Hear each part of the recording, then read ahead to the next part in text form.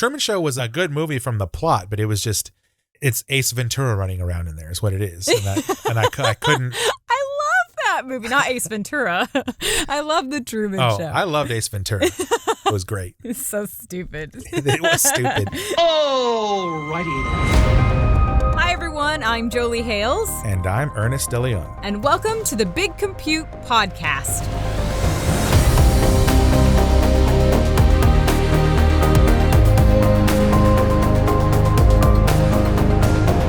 Here we celebrate innovation in a world of virtually unlimited compute, and we do it one important story at a time. We talk about the stories behind scientists and engineers who are embracing the power of high-performance computing to better the lives of all of us. From the products we use every day to the technology of tomorrow, computational engineering plays a direct role in making it all happen, whether people know it or not. Hello, everyone. Welcome to the Big Compute Podcast. And before we get started, this is the continuation of the last episode. So all about artificial intelligence in reality versus what's depicted in movies over basically the last century. Of course, and we know that Hollywood never takes license to embellish things. Oh, yeah. Basically, every AI movie we've talked about might as well have been a documentary. May as well. Scientifically backed, peer-reviewed even. They built Colossus, supercomputer with a mind of its own. Then they had to fight it for the world. Yeah, so if none of this is making sense to you, that means you probably haven't listened to that episode yet. So now is a good time for you to do so you know what we're talking about. And for everyone else, as a refresher, in the last episode, we introduced Sam Altman. Thinking, understanding intelligence, like that really is what makes humans humans. And specifically, we shared a little about what he said at the Big Compute 20 conference. It is my pleasure to be here with you at Big Compute. And as a reminder, Sam is the CEO of OpenAI, so, I'd say he knows a lot about this stuff, and we will be hearing more from him during this episode. And more importantly, we journeyed down a cinematic timeline of AI-related movies. We did indeed. We started with the movie Metropolis from 1927. And we hit most of the main AI-related films up through the year 1987 with the movies Not Quite Human, Write my central computer, and RoboCop. You have the right to remain silent. Which means we still have a lot more movies to go through, given, I don't know about you, Ernest, but I was barely alive when those last movies came out. I was a small child, but I will tell you the 80s, I think, were the peak of just science fiction in general. But we have to leave the 80s behind in order to get through the rest of this list, which actually brings us to the 1990s. The first AI movie in the 1990s on my list is, I don't think we're going to be burning through this very quickly now, Star Trek Generations. Warp 1, engage!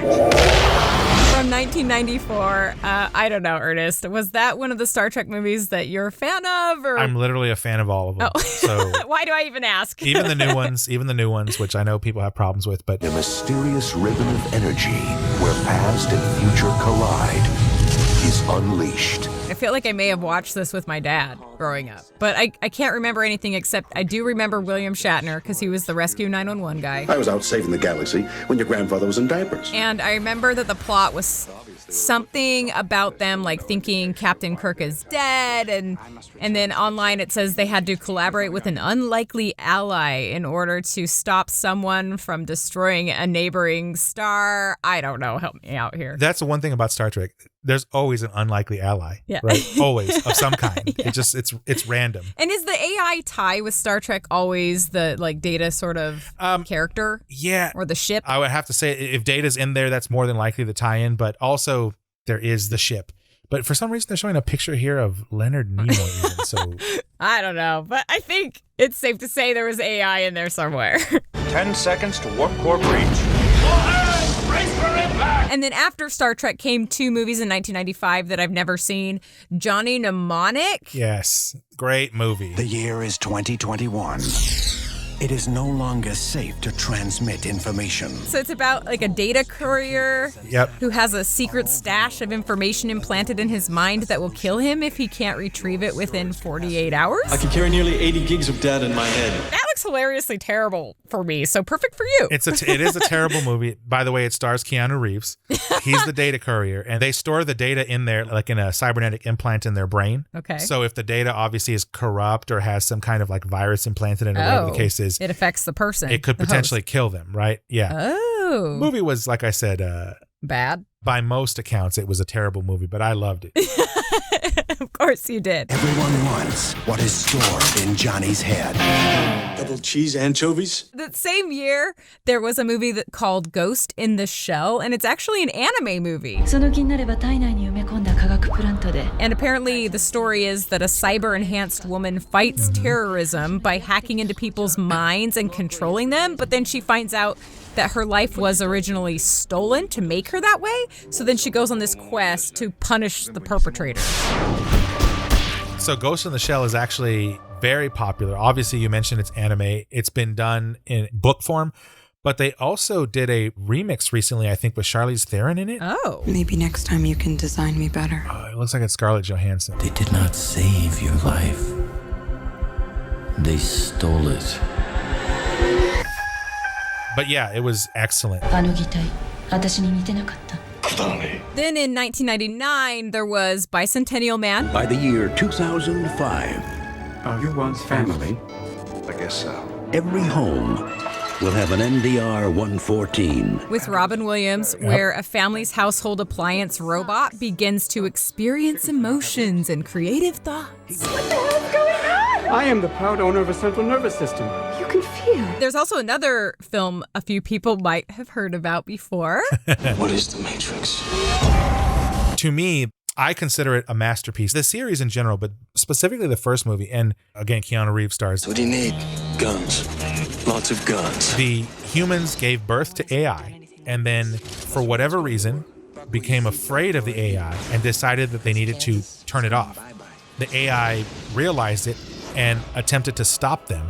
And the largest power production at that point in time was solar. And so the humans found a way to essentially block out the sun. However, the machines were able to still function at a limited level. And so they quickly build alternative power sources, one of which is growing humans and using them as batteries, essentially. Human beings are a disease. You are a cancer of this planet. And we are the cure. And then as you go through the series, you start to realize like the AI is also in its own prison as a result of just the limitations of it having to exist in like a machine world, right? The machines are digging. They're boring from the surface straight down to Zion. There is only one way to save our city. Neo. It's one of those where like there is an obvious solution here, right? To kind of come to peace. It's like coexistence, but neither side trust each other. And on top of that, you have an element of that AI that actually goes rogue, which is causing even more problems, right? And ironically, that turns out being the solution in the end, because both the humans and the AI realize that the only way to stop the rogue AI is for them to team up with each other. The program Smith has grown beyond your control. You cannot stop him, but I can. And if you fail, I won't. It's a very good series, but it's just so divisive. Like there's people who hate it like to no end, and then people like me who love it because it's like exploring so much of the human side of the AI story as opposed to like the AI side of the AI story. Interesting. I've never seen The Matrix, which is kind of a sin. It really is. If story and character are your thing, this is an excellent series. You just have to understand that like this was the mid to late 90s and the CG was limited. They bit off more than they could chew for that era. But it's still great. So you're here to save the world. There's actually a new one coming out soon. What? To be going back to where it all started. Back to the Matrix. I've had dreams that weren't just dreams. All this talk about AI, I think it's obvious that AI needs a lot of data to learn algorithms and function and all of that, right? But It's not just about data. But it turns out that the most impressive advances that we've had in the field of AI research, I think, have been more about massive compute than massive data. There it is, high-performance computing. Good old Sam. It turns out there's lots of data available on the internet.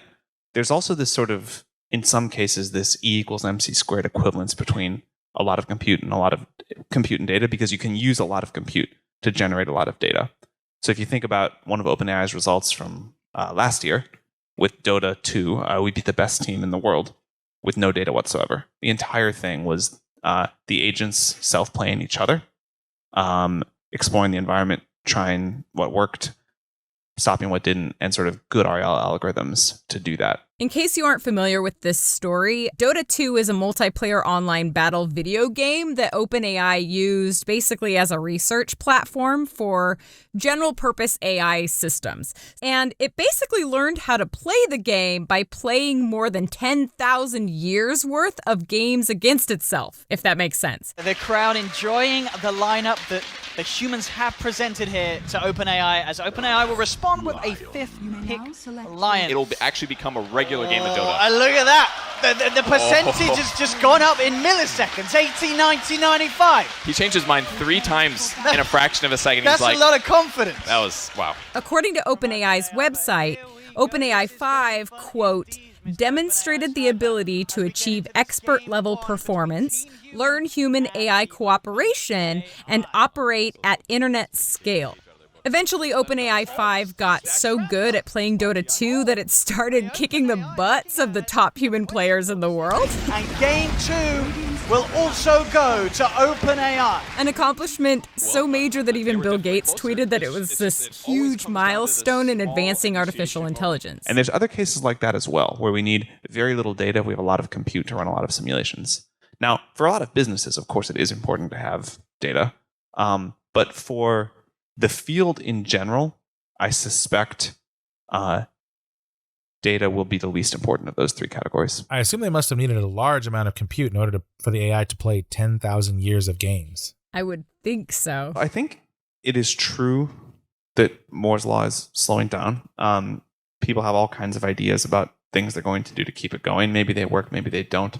But the version of it that is important for AI, which is for AI specifically, how big can we make our biggest models? However we get there, plugging a bunch of computers together, optical interconnects, whatever it takes to be able to sort of train these massive models, that has been growing about 8x per year for about 8 years now.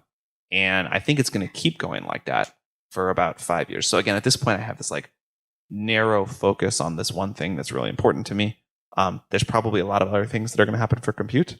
But the question is, are we going to have bigger and bigger computers to train neural networks on? And the answer is yes, and that's super exciting. And that brings us to the 21st century, when supercomputing really started to take off and AI started to lean out of sci-fi fantasy and more into reality. And with this technological transition came a new AI-related blockbuster just about every year from this point out. And the first one was Steven Spielberg's AI, Artificial Intelligence, in 2001. At a time when man has become dependent on robots to satisfy our every need. Man made us better at what we do than was ever humanly possible. And we've kind of talked about how there seem to be a few different common plot paths for AI movies. Either they're about some AI robot or computer that turns evil and threatens the destruction of the world or something, or it's about some robot that learns to love, alluding to the idea that you don't have to be human to have value. And this Spielberg movie follows that second path, being about a robotic boy programmed to love who then embarks on a journey to discover where he truly belongs. Until you were born, robots didn't dream, robots didn't desire unless we told them what to want. I did watch this movie when it came out. I remember thinking it was a little odd, but I was also younger. Maybe I would enjoy it more now, or maybe I would hate it more. I'm not really sure. They made us too smart, too quick, and too many. Why they hate us. Yeah, and I remember watching it too, and the thing it kind of reminded me of was Pinocchio. Oh. Oh. Yeah, it was a like good a coming movie. of age? That makes sense. But like discovering like, where you belong, right? Because that was part of the theme in that story. What is your name? Pinocchio. Pinocchio. I like that you said Pinocchio because kind of like Frankenstein, which is about a creature that has value even though it's not human, Pinocchio really does. It is kind of the family-friendly version of that. It is, right? That's an interesting comparison. Yeah, and it tackles multiple themes. Like there's also like the theme of why Geppetto made Pinocchio, right? And what he meant to him. And so like there's a lot of themes rolled up in there. But yeah, I guess the default in this here is, as opposed to being programmed, right? Jiminy Cricket was his conscience. Oh, right yeah. in there. So yeah, it's an interesting parallel. I'm a real boy. You're alive. And you are a real boy. And then in 2002 came Minority Report. I'm placing you under arrest for the future murder of Sarah Marks. Which takes place in the year 2054, when police are apparently able to utilize like a psychic technology to arrest and convict murderers before they commit their crimes. We are arresting individuals who have broken no law. But they will. And then there's a man, I think it was Tom Cruise, if I remember right. You don't have to chase me. He's accused of a future murder of someone he has never met. I've never heard of him, but I'm supposed to kill him in less than 36 hours. Let me say, I've seen this movie. I have but too. I've only seen it one time and I don't remember hardly anything about it. Likewise. So I guess we're moving on. Tells you how good of a movie it was. Yeah. You tell me, who was it set this up? I don't know. And then in the same year, so again in 2002, there was also Resident Evil. Right. You're all going to die down here. Kind of based on the video game, and that was about a deadly virus stemming from a genetics lab that starts turning people into zombies. And then a commando team has like 3 hours to shut down the lab's supercomputer before the virus overruns Earth. Who's the Red Queen? State-of-the-art artificial intelligence. This is another one where, I watched it. I was disappointed, obviously, because I've played all the games. Oh, you've played the Resident Evils? I can't handle them. They're too scary. Yeah, not the more recent ones, but early on I did play them. And yeah, I was also less than thrilled. But, to be honest, it's a video game movie. Like, what do you really... Yeah, what do you expect, right? It's like the masterpieces from Street Fighter and Mortal Kombat, right? Like, you're not going in there looking for an award. This is just like an action thing. You want to see things get blown up, and then you walk out happy. That's how it works. They have only 3 hours left before it begins infecting and mutating the whole human race. And then in 2004, there was the Will Smith movie that I did see, iRobot. We designed them to be trusted with our homes, with our way of life, with our world. But did we design them to be trusted?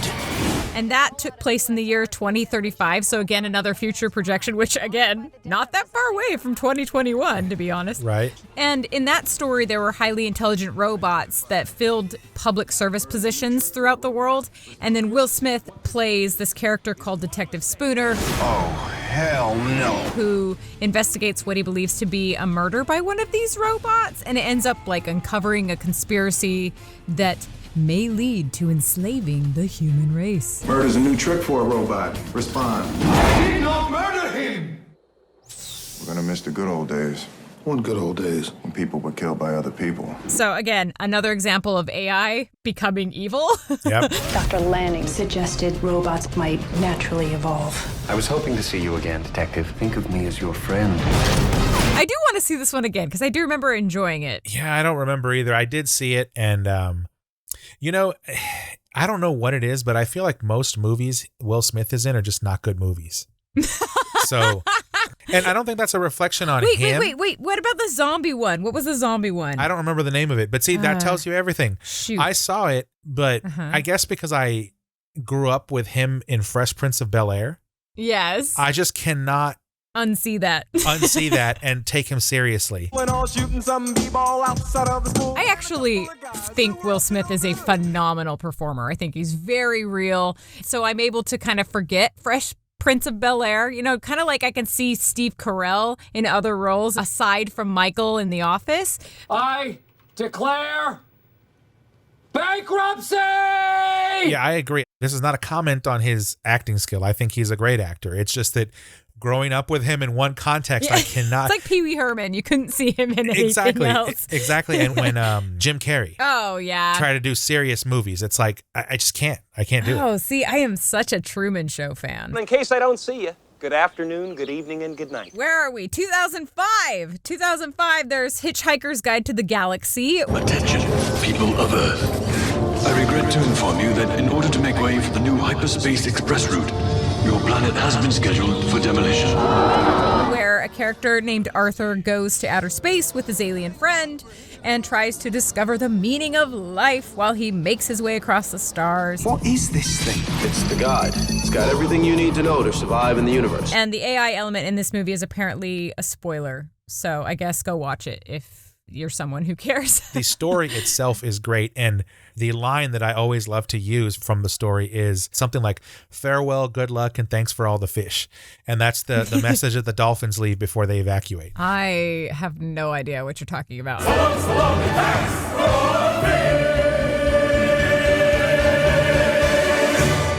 And then in 2007, there was my favorite, but really the opposite of favorite, because I was not a fan, Transformers. We're facing war against a technological civilization far superior to our own. Where good robots and bad robots have a war on Earth and threaten total destruction of the planet.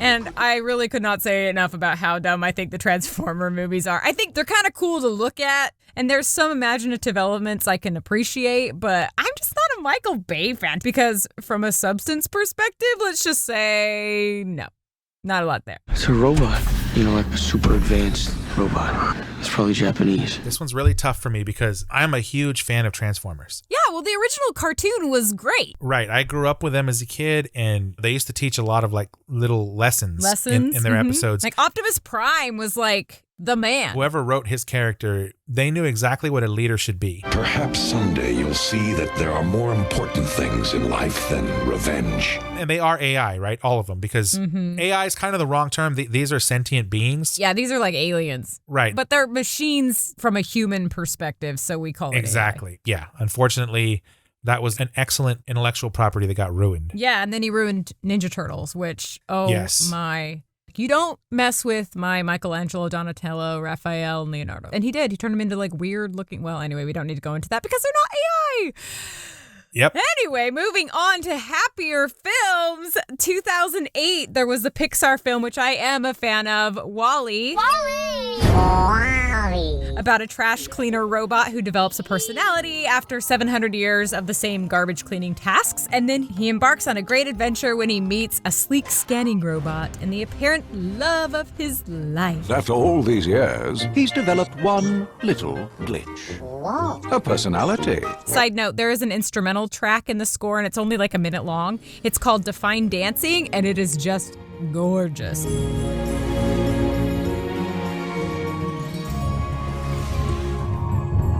Yeah, WALL-E's a great movie. It's a children's movie, right? That's obvious, but there's always bigger like themes and messages in Pixar films. Right, a lot of social commentary in there.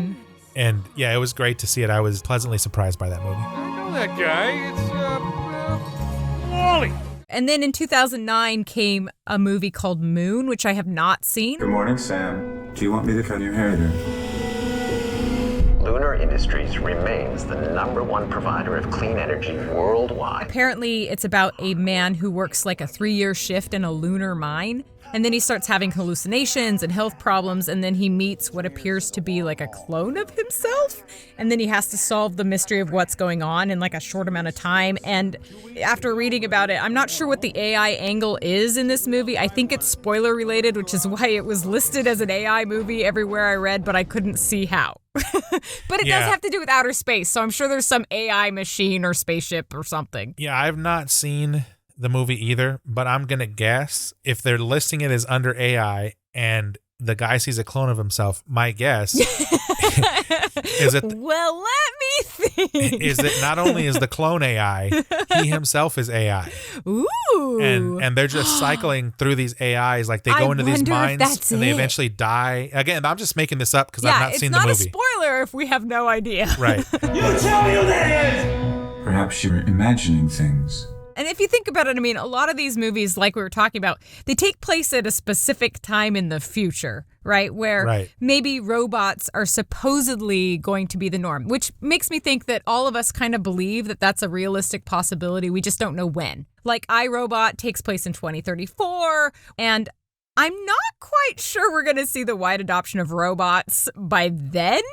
Kind of like we didn't have flying cars in 2015 that were forecasted in Back to the Future, too. But who knows? Maybe there will be an AI boom. But I think more likely AI progress will continue to be gradual, at least until it hits a certain point. I think there are very rare occasional decisions where a small group of people tired at 3 a.m. in a conference room make a 55-45 call, and it has a massive influence on the outcome of history.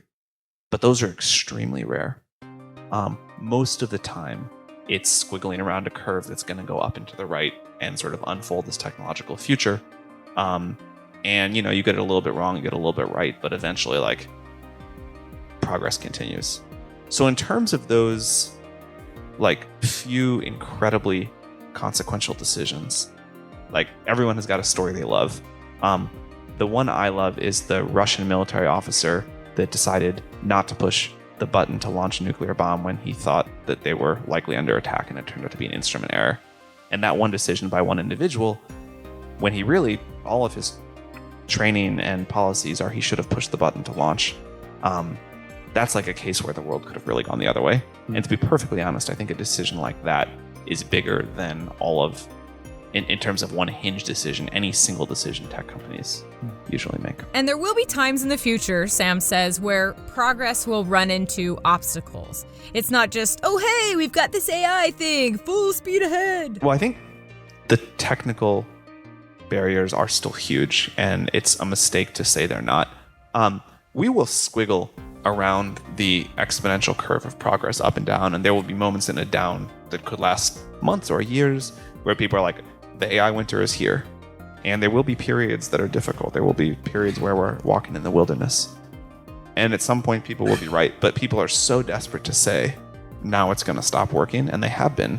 And when Sam says that people are quick to say AI is going to stop working, he's referring to the AI naysayers, the ones who don't believe that there actually is an AI revolution coming. Not just those who fear what will happen to their jobs, so maybe they're inclined to hope that AI isn't a reality, but those who look at AI like many look at quantum computing. They're told it's going to change the world, but the only tangible evidence they have are pictures of like a sci-fi gold tubey contraption thing that looks like a jellyfish, and not necessarily life-changing innovation. Yeah, that's an interesting perspective, because there are those who are naysayers, this is never going to happen. But there are plenty of us who are like, look, this is inevitable. And if you think about it logically, humans typically design and create things that mimic nature and life. We create robots that look like us. We create robots that like resemble dogs, right? Like what Boston Dynamics is doing. Mm-hmm. And it's because we're looking at nature and figuring out like, how does this work? And then we figure it out. And I think the big holdback here is that we really don't understand well enough how the human brain operates. Maybe. But that time is going to come.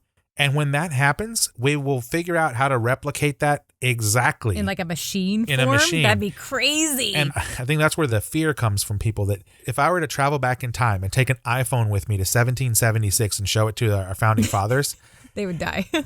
they would probably try to kill me. Burn you at the stake. Exactly. Thinking I was some kind of a warlock or something, right? Because to them, it's magic. Right. And so the same thing is going to happen again. So I agree with Sam. I think where he thinks this is going is inevitable. It's not a matter of if, it's when. And the prudent thing to do is to prepare for it. What I can say with certainty is the things that we know work are going to go a lot further. That's an exponential curve. The flood of talented people, if you go ask like any really smart 18-year-old studying computer science in college what they want to work on, very likely to say AI. The flood of talent into the field is on an exponential, so that's 2 together. And Sam believes that this flood of talent will greatly move AI progress further. I think there are things that will work better than we thought and worse than we thought, and we will hit some dark periods of stumbling blocks. But the biggest miracle of all is that we got an algorithm that can learn. Full stop. Truly, legitimately, we have an algorithm that can learn. And it seems to keep scaling with more compute. In my whole career, the central lesson has been bet on scale. Scale things up more than you think. And when people see a curve that's going like this and it stops here and they're asked to predict, the next 10 years of progress, my default assumption is to sort of believe that the curve keeps going for a while at least. And most people's default assumption seems to believe that it's going to keep going on the same exponential for 3 more months and then perfectly flatline, which is sort of a weird framework, and I don't think what's going to happen.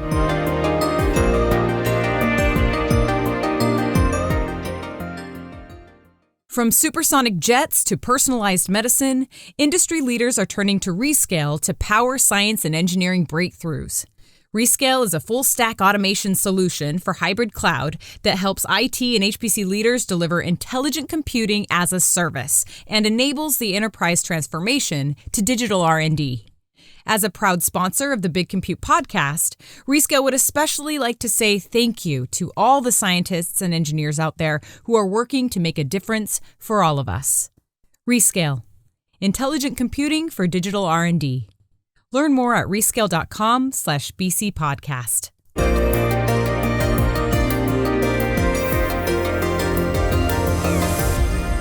And that brings us to the 2010s.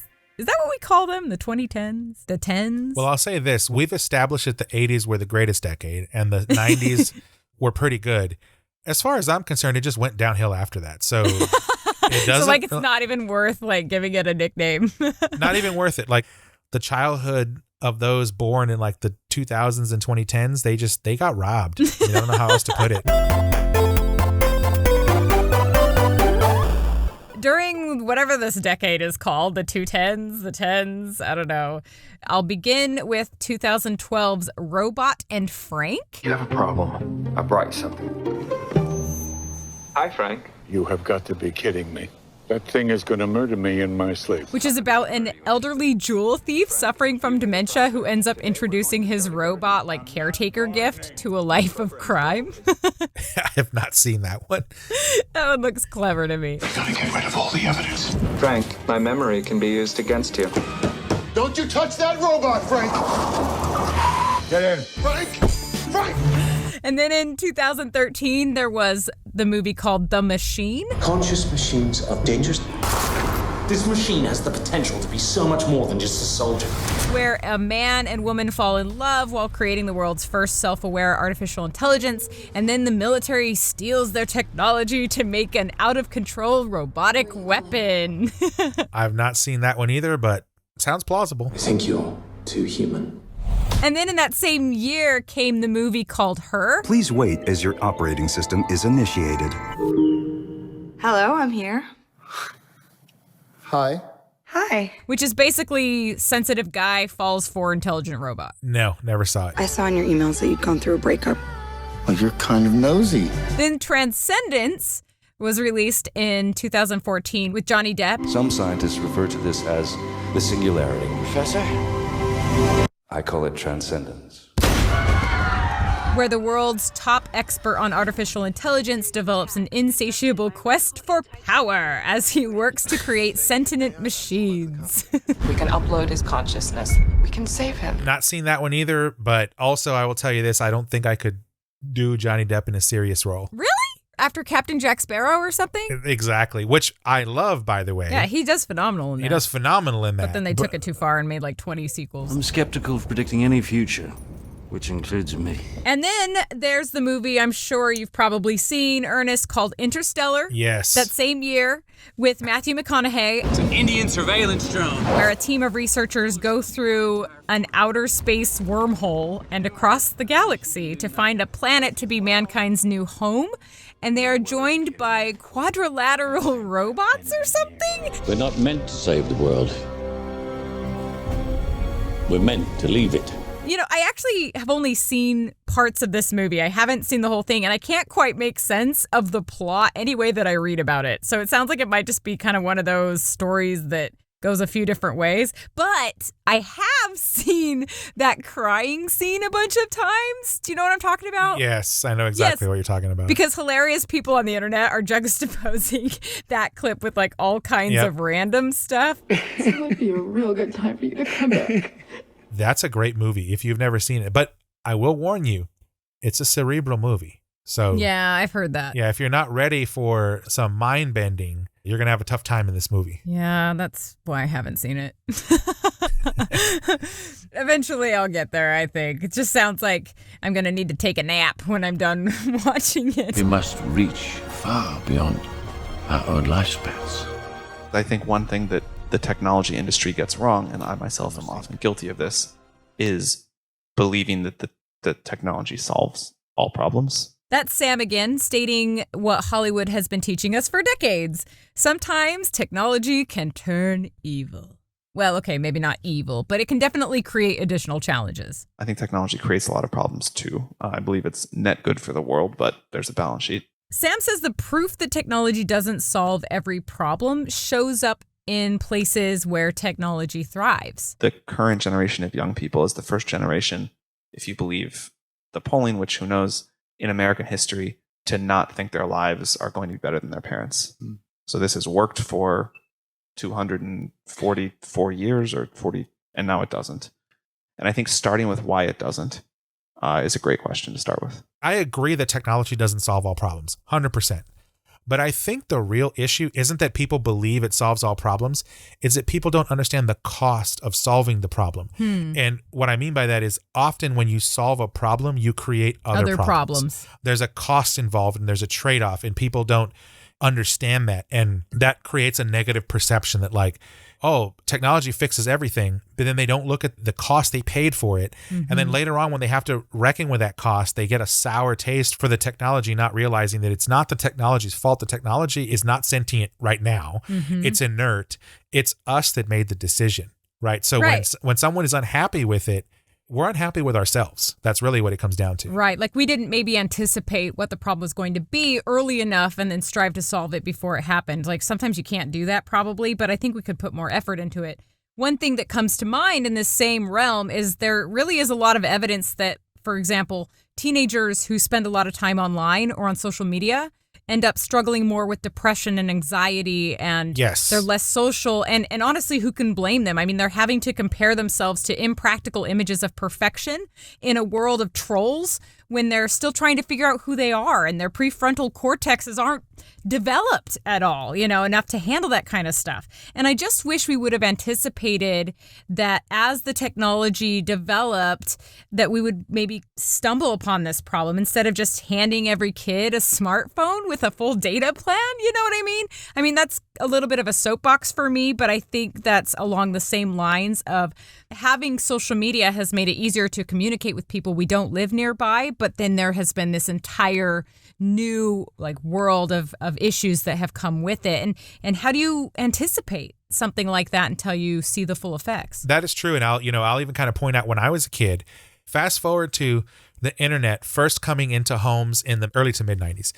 I had gotten a computer. I had basically worked like all summer mowing lawns and stuff, saved up all this money and got like this cheap little computer, but it was able to connect to the internet. And at the time, my parents had no idea how any of it, to this day, they have no idea how any of that works. And back then the internet was a little bit dangerous because it was brand new. There's all these was it like in the day of the chat room? Chat rooms, AOL, yes. And it's easy to get addicted to it when you're 12 or whatever. Exactly. And they had no idea how any of it worked. So there's no way they could have anticipated, and had I gone down the wrong path with it, instead of turning it into a career, it could have been devastating, right? Now it's much more regulated and whatnot. But the point is, it's hard, right, for parents to, especially if they're not technologically savvy, to understand what this technology can do. I don't think even the companies that developed it understood what it could do. No, I don't think so either. The psychological effects of social media on a teenage brain was not something that Facebook developers were thinking of when Zuckerberg was coming up with the idea of Facebook. Right. I get it. I feel sorry, right, for a lot of these kids who had to grow up in this world where it was literally the Wild West, and there was no one there to help them. And even they didn't realize what they were doing to themselves. Right. I'm hopeful that we can find ways to reverse any negative effects and help them to develop kind of a stronger sense of self that's more true. You know what I mean? If we haven't already failed them enough at this point. Right. And along the same line of challenges and problems that technology can bring, I've also heard a lot about how AI is going to supposedly destroy cybersecurity. Because when you combine like quantum computing with AI, supposedly every password in existence will be figured out with the snap of a finger. And at Big Compute 20, Sam did acknowledge the threat AI could have on cybersecurity. I don't think in the next couple of years, but on a longer time frame, is the threat that advanced AI will pose to cybersecurity, I think is likely to be huge. Even without that, cybersecurity is difficult. So I think that's like a great problem to focus on. But he also said people like me are probably worrying about the wrong thing. People love to talk about quantum computing, breaking encryption. And I think that is like not a thing to be super concerned about. I think the number of logical qubits that it takes to do that are far enough off that we'll know when they're getting close. And I also think that we have plenty of time to transition to quantum resistant encryption. So that's good to know. How about you, Ernest? What are your general thoughts on AI and cybersecurity, given your background? Nothing is going to change. You don't think? No, and I'll tell you why. Having done cybersecurity for so long now, it is a constant rat race. It is whack-a-mole. It is one side edging out the other and then the other one edging out the other. So the minute quantum computing gets applied to cryptography, to decrypt, within weeks, if not days, they're going to apply quantum computing to cryptography to encrypt. So it's going to end up at a stalemate like it is now. Right. Interesting. And the premise that this is based on is that cybersecurity remains in a binary world while quantum computing allows malicious folks to move into, a qubit-driven world. And that's not how it's going to happen. Interesting. Okay. I'm picking up what you're throwing down. Now, don't get me wrong. There might be an intermediary phase where there's a little bit of chaos, right? Because one gets ahead of the transition and yeah, exactly. But like Star Wars preaches, right? There will always be balance with the Force. Yeah. Equilibrium will be reached no matter what. And Sam says that people may need to adapt their trust in new ways, as technology continues to progress. And I think the world had gotten used to, over a period of time, photoshopped images. And now people know not to trust them. But people do still trust text, press releases, news, whatever, for the most part. And, like a new thing that I think will happen is we're not that far away from entirely faked videos of world leaders saying whatever you want. People tend to trust that too. And I think the world needs time to adapt to that new reality. He also has some ideas on how society might adapt. My guess is that someday, far in the future, when world leaders give an address, they cryptographically sign it. And we just get used to that, all videos can be faked. Or they only tweet it from their account or whatever. But there will somehow be verification.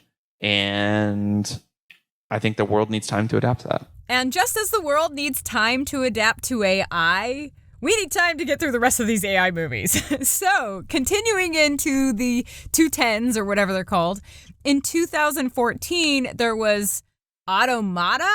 How do you say this? I think it's automata or automata. A machine altering itself is a very complex concept.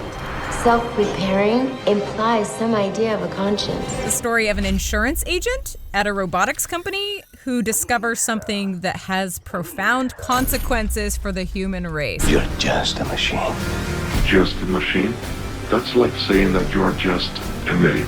And then in 2015, there was Chappie. Yep. Which sounds like a sort of reversed RoboCop movie to me. The deployment of the planet's first robotic police units became the focus of the world in 2016. Drop your weapons, you're under arrest. It takes place in a future world of mechanical police forces, and then one robotic cop is reprogrammed and then gains the ability to feel and think for himself, which makes him a perceived danger to mankind. A thinking robot could be the end of mankind. I don't want to die. I want to live. Yeah, I saw it, and I think it's actually aligned with RoboCop, which is, there's a fleet of mechanized police, and they do what they're told. He is reprogrammed, gains the ability to feel and think for himself. Oh, yeah, that is kind of the same. And the perceived danger is the fact that he no longer conforms. Gotcha. Right? And that's really what RoboCop did too. If you want to survive, champion, you must fight. And then in 2015, there was Ex Machina. How do you feel about it? For AI is beyond beyond doubt. No, nothing analytical. Just how do you feel? I feel that she's amazing. Where a computer programmer is chosen to determine the capabilities and consciousness of a beautiful robot woman who is apparently more self-aware than anyone ever imagined. Do you have a name? Ava. You've seen that one, haven't you, Ernest? It's actually one of the higher rated AI films that I found on Metacritic. Yes, I have seen it, and it is excellent. Caleb, you have to help me. And then in 2016, there was a movie called Passengers. You two look fine this evening. We're on a date. Very nice. It had Chris Pratt and Jennifer Lawrence, so some big stars in it. And apparently the story is the two of them wake up on a spaceship from what is supposed to be some sort of like hibernation sleep. And then they develop like a big fat love crush on each other, kind of Titanic style. And then AI related stuff happens where they have to save the lives of the other 5,000 sleeping spaceship passengers who are now in grave danger for some reason. Do you know what's going on? Nobody else is awake. I think something went wrong with the hibernation pods. We woke up too soon. 9 years too soon. Yes, I saw this movie. It is a good movie, but I will tell you that this description doesn't do it justice. Like there's some messed up stuff that happens in this movie that, I don't want to ruin it for people who haven't seen it because this is fairly recent, like 5 years ago, right? Yeah. The overall synopsis is correct, but there's a lot more to the story between the two of them. That's all I'm going to say. And it's worth watching, you say? Oh, yeah, it's worth watching overall. Now, look, I'm not going to say it should win awards or anything like that, but this doesn't do it justice. You really need to watch it. Something's wrong. Something big. And I mean, I think it's interesting. We've talked about this, how in AI movies, almost all of them are about the coexistence of humans and AI machines and what that relationship is, like what that cohabitation is. Whether the humans are good and the AI machines are evil or vice versa, it seems like all of these movies explore the idea of this coexistence. And I don't know, maybe this coexistence between like AI and humans is so interesting to pop culture because it's really a mystery, right? It's something we're just exploring with our imaginations right now. We don't know exactly what a future with humans and AI is going to look like. We just know it's going to be different, and we keep moving forward teaching machines how to navigate thought. I would say just more generally, generalized learning is exciting of many forms. Algorithms that can learn their own problems, that can go off and explore, the ability to learn a lot about one task and apply it to another task, the ability to pre-train these big models and then use them to solve other problems with their knowledge of the world. I think human intelligence is very close to this concept that you can take existing information and thoughts and apply them quickly to new problems. And I think it's remarkable how quickly humans can learn. It takes a long time to train up. Maybe it takes like 20 years to get pretty smart. But then you can learn a new thing very fast. And then you can apply that new knowledge that you're told once or a few times to solve a new problem in like 3 seconds. And the fact that we're beginning to see that happen with AI, I think, is quite remarkable. And while we're not at a tipping point yet, Sam thinks we'll know when that point has come. I think when the system can start doing things like saying, you asked question X, it seemed like you really meant Y.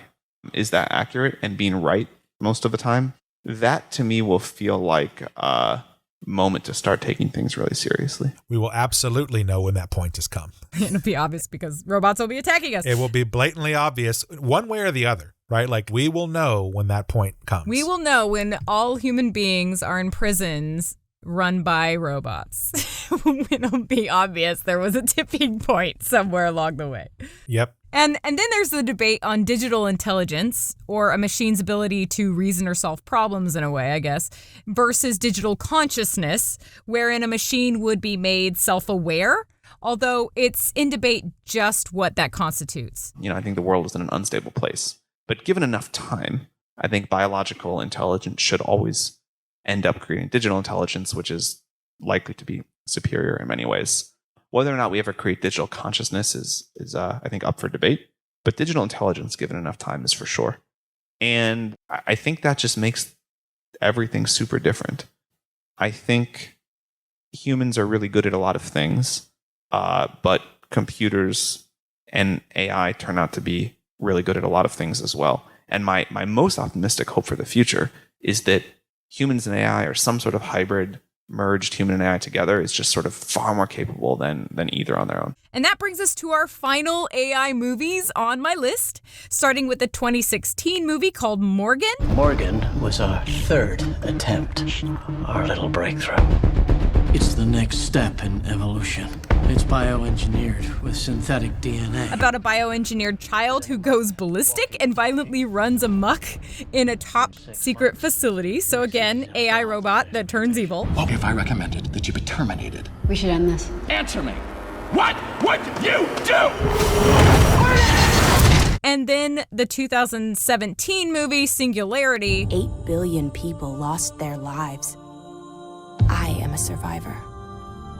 But I am not alone. Where a century after a supercomputer launched an all-out attack on humanity, there's these two teenagers who have to struggle to survive in the rubble of this ruined world in hopes of reaching a sanctuary where humans live without the fear of robots. If I didn't know any better, I'd say you want the machines to find us. So that one is more of a post-apocalyptic kind of story taking place after the machines have already turned evil and destroyed everything. I'll tell you this, right? Like, we are more likely to reach a post-apocalyptic situation by our own hand than by like a bunch of robots. Having nothing to do with AI and robots. Yeah. Just our own, what I like to call human stupidity, right? Like what you like to call. That is what's going to cause it faster than a robot or an AI. Right? I would like to hope that we're all going to figure everything out and it's going to be roses and sunshine. And probably some gumdrops. Even though gumdrops are very overrated, they're not that good. Yeah. Maybe Sour Patch Kids. I actually believe that long term, we're actually going to merge. Ooh. That we're going to become essentially bioengineered cyborgs. And that is how we are going to become multiplanetary and multi-galaxy species. You have been watching too much Star Trek. Yeah, it's hard for people to envision that. I get it. Like, no one wants to think about that. But I think it's one of those where we will birth the next evolutionary step of our species. And that's how it happens. Dude, that's like so crazy. I intend to be alive when this whole thing like starts off, but I will probably not be alive by the time it finishes. So all that matters to me is that I see it start and know that, hey, I did my part to get us down this road. And then I hand it off to my, probably at that point, grandchildren and say, you finish it. Let it begin. So then in 2018, there were 2 more AI-related movies worth mentioning. Upgrade. Would enable you to walk again. I call it STEM, a computer chip that has the potential to change everything. Where a man given an artificial intelligence implant develops superhuman strength and agility, uses his skills to seek revenge on muggers who killed his wife. I need your permission to operate independently. Permission granted! Thank you. And Tao. Tao's one of the most advanced AIs in the world. Where a woman tries to hack a house's computer program after she becomes trapped inside. I have been instructed to inflict pain should you not comply with my commands. Ironically, I've never seen any of those. Yeah, I know. Me neither. And then there were 2 more movies to mention from 2019. The first is I Am Mother. Why aren't there any more children, Mother? There used to be. Where a teenage girl raised by a robot designed to repopulate Earth ends up having to face their family bond when she receives some alarming news. Mother's not what you think. She's taken care of me my whole life. You haven't seen what they've done. Not Mother. I haven't seen it, but I'm just going to guess that the robot goes evil. Something. I haven't seen that one either. And then, this made me laugh, Fast and Furious presents Hobbs and Shaw. Yes. We're going to need the best trackers in the business. I'm what you call an ice-cold can of whoop-ass. Where a couple of people have to prevent a brilliant, cybernetically enhanced soldier with superhuman strength from destroying humanity. I'm trying to save the world, which, for the record, will be my 4th time. They said a long time ago that the Fast and the Furious was going to end with, I don't know if it's 9 or 10 or it's coming to an end. However, they did this spin-off called Hobbs and Shaw. It never ends. And it's now turning into Mission Impossible is what I'm saying. But this Hobbs and Shaw thing is just, they're killing it. They're just killing it. It is the next like Mission Impossible franchise. And it just started. So it's going to be great. 3 shocks will kill a man. There we go. It's a bad guy speech.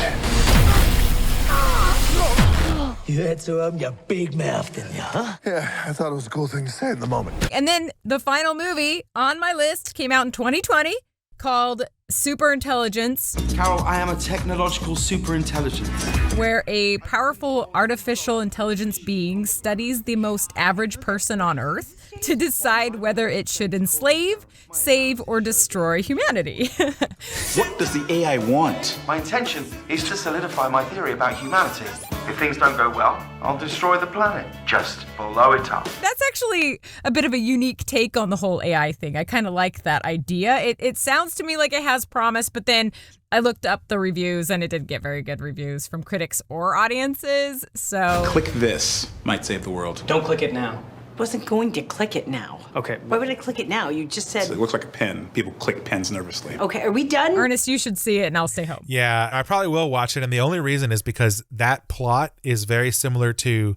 There's a recurring character that came out in Star Trek Next Generation called Q. And Q was omnipotent. And the first time they encounter him, it's exactly this. He essentially takes the leadership of the Enterprise and brings them into a court, a trial, where he's putting all of humanity on trial to decide if they should all be eradicated based on the history of humanity up to that point and what this crew does. So it's a very similar plot, but this happened in like one episode, not a movie. And we're back to Star Trek. We always end up in Star Trek. Well, that pretty much concludes the movie list that I found. We have reached the end, which, by the way, I have to say, this list is in no ways exhaustive. There are obviously other movies related to AI that are floating around online message boards and stuff that I just couldn't get to. Movies like Android, Apocalypse, Robot Jocks, I guess, Dark Star. I saw Ice Pirates on some lists, Sleeper, Daryl, and some would even say that Age of Ultron or Aliens also belongs on the AI list. And I think what it shows, honestly, is that society is clearly fascinated by the idea of artificial intelligence. Maybe because it has yet to reveal itself in its full form and full potential. We do know that it's on the way, at least, and that it's going to have a big impact. I think unsupervised learning and the ability to look at huge amounts of data and understand the underlying concepts, that's just going to really surprise us on a 2-year time frame, and it's going to do amazing things. As for Sam Altman, he's been speaking out lately about his recommendations to implement a public plan where AI would generate universal basic income for each person in the United States.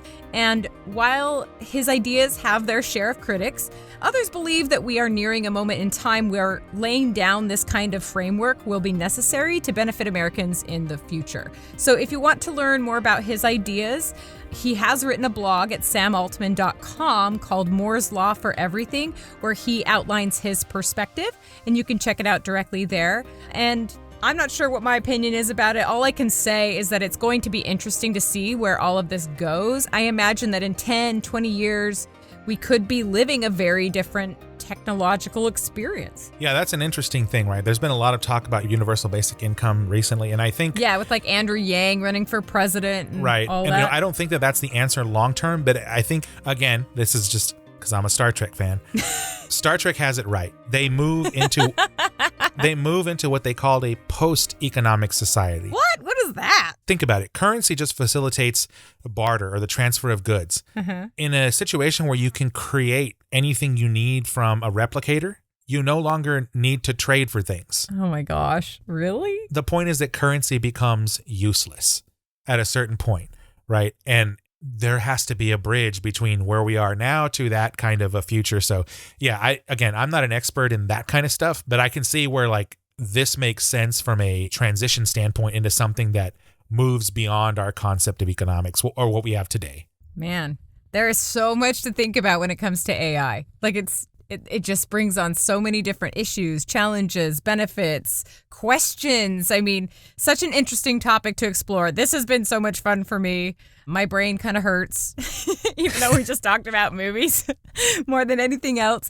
And that is going to do it for this episode of the Big Compute Podcast. And if you want to watch Sam Altman's full Big Compute Q&A, his talk, or see pictures and videos from today's episode, including the full list of AI-related movies, you can visit the episode notes page on bigcompute.org. And if you like what you hear, please tell a friend about us and post a review on Apple Podcasts. I'm not going to say anything. And all that other stuff that every podcast asks you to do that you usually ignore. Well, at least I usually ignore it. Though I shouldn't, though, because karma. Yeah, so thanks for joining us, everyone. And always remember to practice 3-2-1 backup and MFA. And stay safe out there. Don't get attacked by any cyborg. I don't know. Don't let the evil AIs get you.